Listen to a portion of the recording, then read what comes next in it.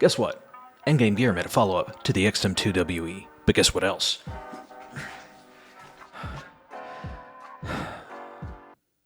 Still has a cable. That's not even necessarily all that bad. Annoying, but not bad. So just barely got done recording this, started editing, and this morning the unthinkable happened. Endgame Gear announced the XM2W 4K in like less than a week. So yeah, kind of goofy luck there. I made a few jokes about the cable here, but just keep that in mind. The wireless is coming in less than a week as of recording this. So yeah, okay. Love you, bye. All right, look, it's the XM shape. You know it, you love it, unless you don't. This really is, well, endgame in terms of claw grip mice. For some people, this is it. This is the goal. But if you are not specifically into claw grip mice, I mean, that's what this is made for. This is using Kale GX switches, which I think Endgame Gear is really the only company that's using these switches right now.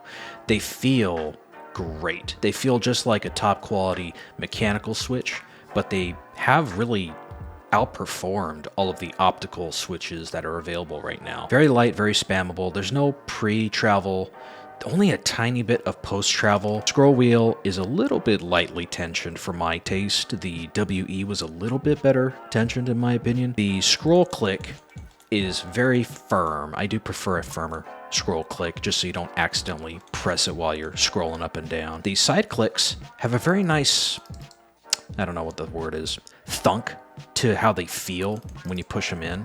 Very solid, substantial click. There is no pre-travel and just a tiny bit of post-travel on these side buttons here. Really, in terms of switches, there's nothing to complain about. There's even very minimal side play on mouse 1 and mouse 2. And this is like me very deliberately like trying to get them to side wobble there. In regular use, you're not going to feel anything.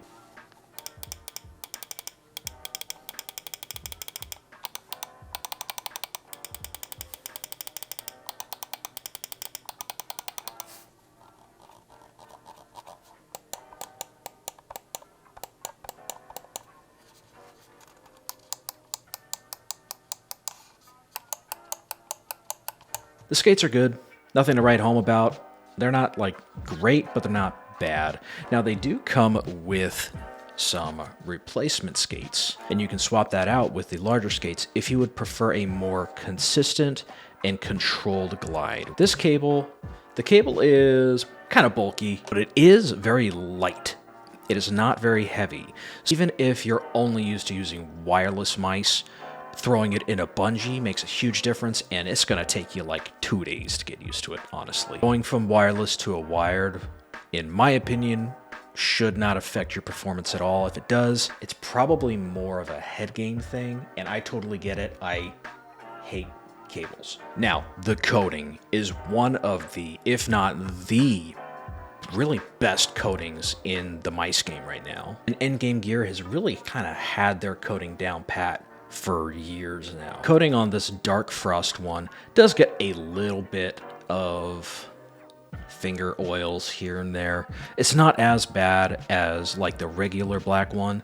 So if you're someone that just really hates fingerprints, the white and the white frost are probably your best bet. But a nice in between is the dark frost. Now, the performance is wacky, crazy bananas. Same internals as the OP1 8K, can go up to 8,000 hertz polling rate.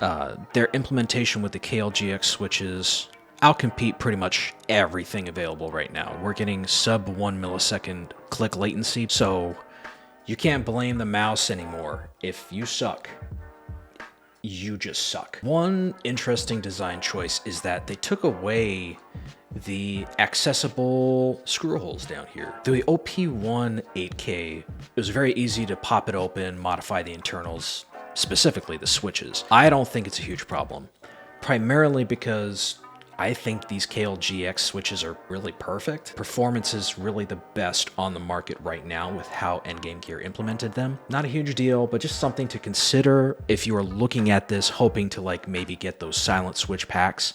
It won't work on this. Okay, now for the weight of the XM2 8K, Box says 52 grams. Let's see, try and get the weight fixed there. 53, pretty darn close to the listed weight. I don't feel like too much weight in the front or in the back. This feels, for the size of this mouse, it feels really, really light. Balancing is great. Now, my subjective experience with this mouse, testing it out in game, I don't know if it's placebo, but there genuinely is something that feels different when using the XM2 8K, as well as when I was testing the OP1 8K2. It just felt particularly responsive in game, and again, could totally be placebo. Now, granted, that's with a 240 hertz monitor with a system that can keep up with the high polling rate on this mouse. Now, on paper, yes, there is definitely an improvement in terms of the performance. If your system isn't optimized for it anyway, it would be hard to argue why get something with kind of like a visually annoying cable when you could just get something that's also fantastically well made that doesn't go up to 8,000 hertz, which you won't be using anyway because your system can't really take advantage of those resources. Now, in terms of me subjectively, what would I prefer? Honestly, wireless is where it's at for me. It's hard to argue with the insane performance, and not only the performance, but just the quality, the lightweight. This just feels like a precision engineered tool. You know what I mean? It just feels good. For me, I just like to keep my layout zen. I don't like a lot of extra clutter and junk. And you kind of have to decide, what do you prefer? Are you gonna min-max, get your whole system optimized with your CPU, your GPU, a high-performing monitor, all that crap, and then also get the cable with your mouse?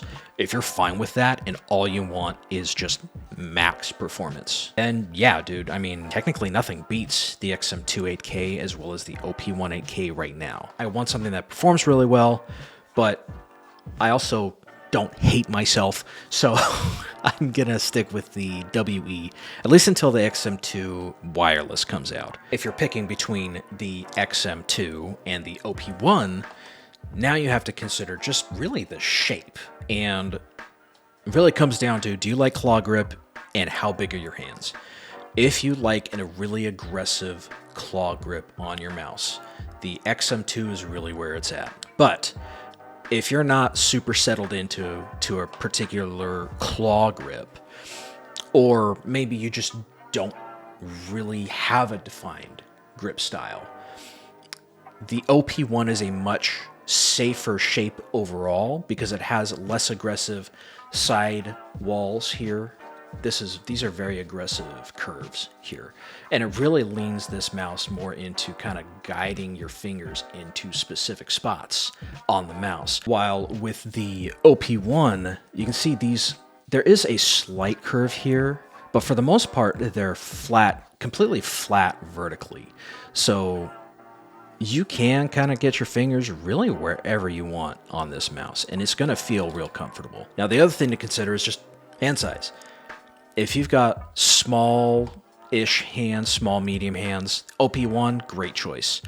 The XM2 is a fairly large, medium-large mouse. If you've got smaller hands, this might feel a bit uncomfortable. So overall, this is a much safer shape, the OP1, whereas the XM shape is really precision designed for that claw grip, and particularly if you've got medium to large hands. Now, I personally really like this. It's just genuinely a really good mouse.